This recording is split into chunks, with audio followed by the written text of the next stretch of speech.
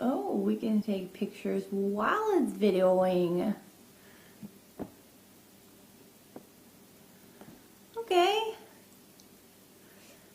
Hello, good morning. Hi, welcome to my channel. I like to do movie reviews. That's all I have to say. I'm just kidding. But real. I like to watch movies. I like to review them. I have a nice camera. I got my coffee. Got my dog. We're ready to...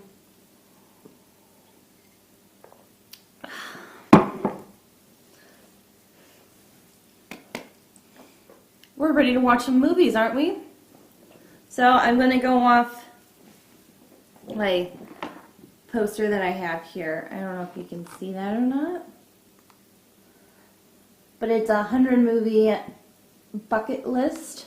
And it's a scratch off.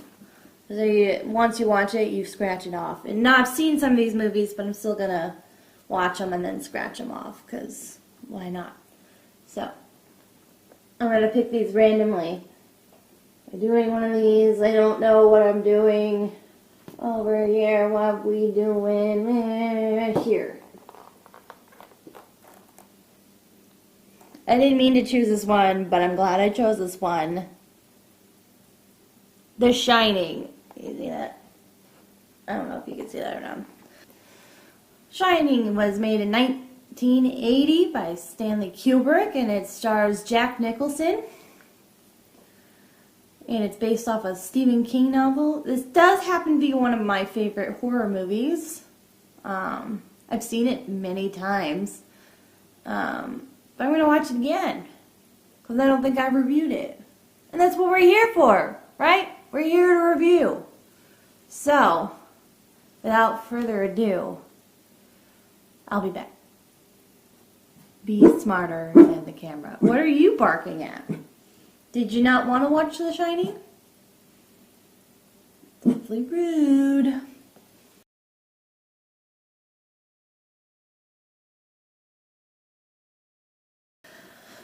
I'm back, guys, and I just finished watching The Shining for like the umpteenth time, and it was still great.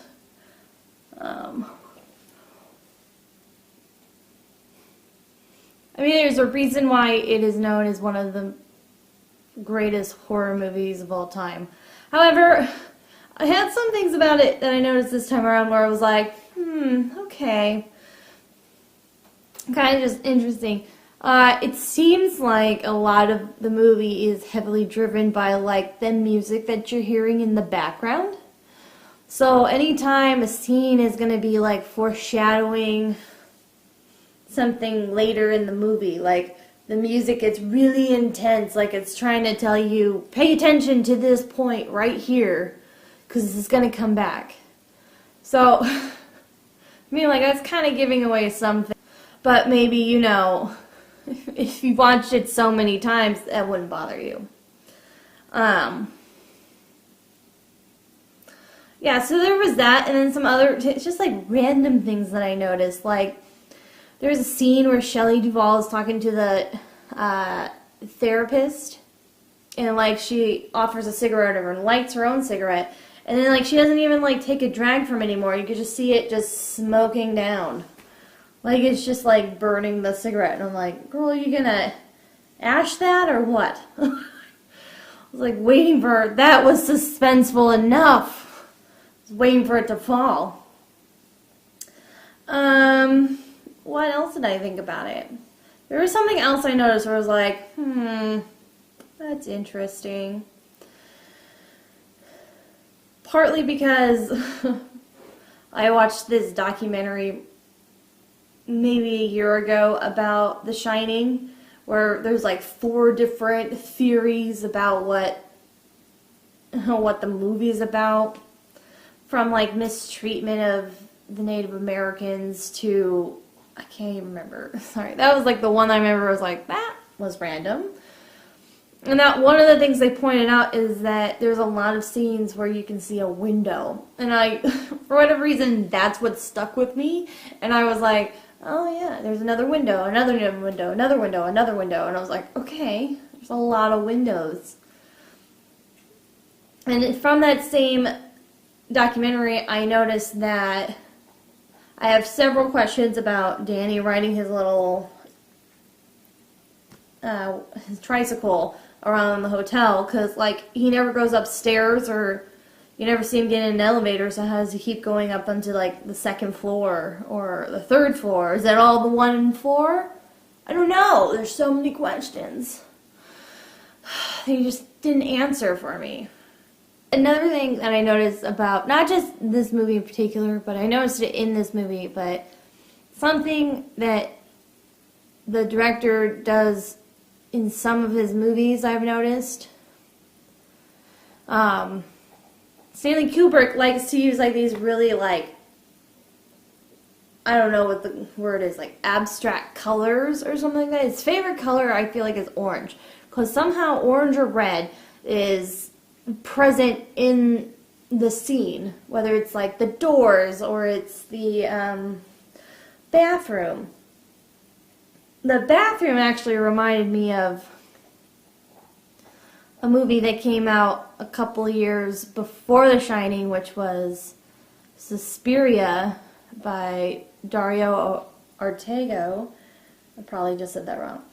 Yeah, like his very like stylistic like splashes of color everywhere, and it's like this, it's almost like a neon red where it's like it hurts to look at. That's what the bathroom scene of The Shining reminds me of. I'm like, this is just hard to look at because it's so bright, and then Grady and Jack Torrance are just like in regular like neutral and dark colors, so they like stand out more.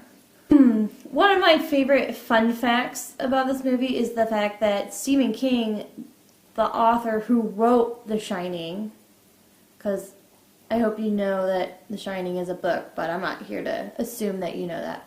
He wrote the book, The Shining, and then Stanley Kubrick made it into a film, and Stephen King despised the film so much that he bought the rights back to his own book, and then he made a mini-series in the 90s. Which I am on the hunt to look for, because I want to see the difference. Because technically, the way that Stanley Kubrick's The Shining ends is completely different than how it ends in the book. So I bet you that because Stephen King was working on the mini-series with a bunch of people, he probably made sure they got the ending right, which is something I probably would want to see. I myself haven't read the book, but every time I watch this movie I go, I should really read the book. It's on my own bucket list, imagine that. I have to say the music just was really distracting this time around. I don't know why. But it wasn't that it was distracting where I was just like, God, this is annoying, right? It was more distracting of like, I understand what you're trying to do. Like, I get it, you know? No, okay, the music, that's what I was talking about. The music itself was just so well planned out that, like, if you took the music away, I don't know if the movie would be as suspenseful as it is. But, like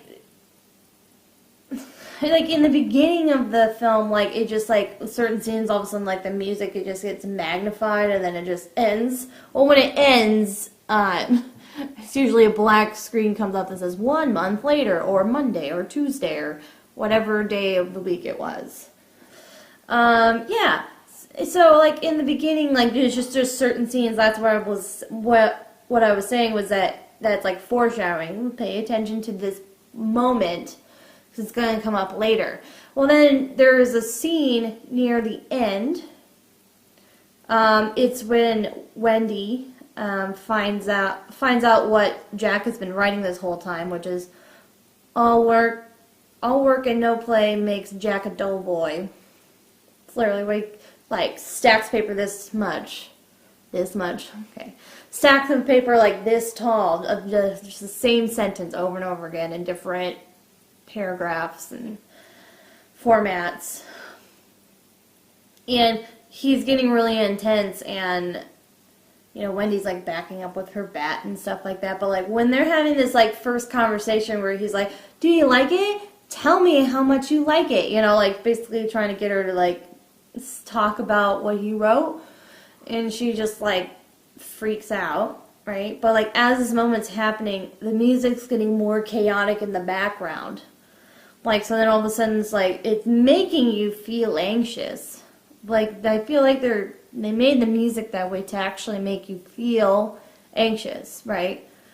And there's other scenes, too, like every time they go into room 237, where, like, it's just a heartbeat that you're hearing. And, like, all of a sudden you're hearing a heartbeat, and you're like, I feel my heartbeat, and it's just creating an environment where whatever you're going to see next is going to be shocking or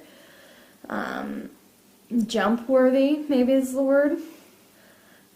Anyways, I love this movie. I honestly think the music makes this movie. I think if they did something different with the music, it would not have been as good of a movie. I think they well planned out how the music was going to go with this movie. Like I said, it's one of my favorite Stephen King movies. It's one of my favorite horror movies. So I tried to be objective when I was watching it because I've seen it so many times. But, I mean, when it comes down to it, it's a movie that I like, and every time I watch it, I notice something different. So, that's why I keep watching it. So now, we get to scratch this off. Let's see here.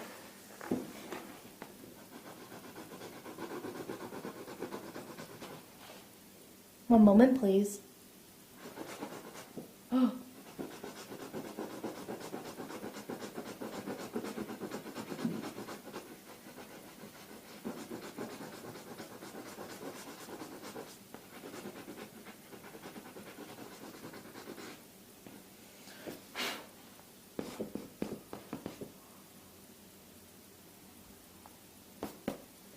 My first scratch on.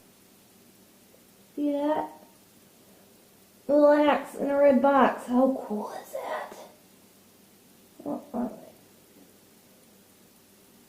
I hope you guys enjoyed this video. I'm planning on doing it next week. And I'm going to do the same thing. Just going to randomly choose a movie from my board. I'm going to try to find a way to watch it, whether it's borrowing a DVD or it's watching it on Amazon or Netflix or wherever it might be, watching it and then reviewing it for you guys. Hope you enjoy it. See you next week. Can you say bye? You're not even looking at the camera. Let you say bye. Bye. Don't touch my paws. Bye, guys.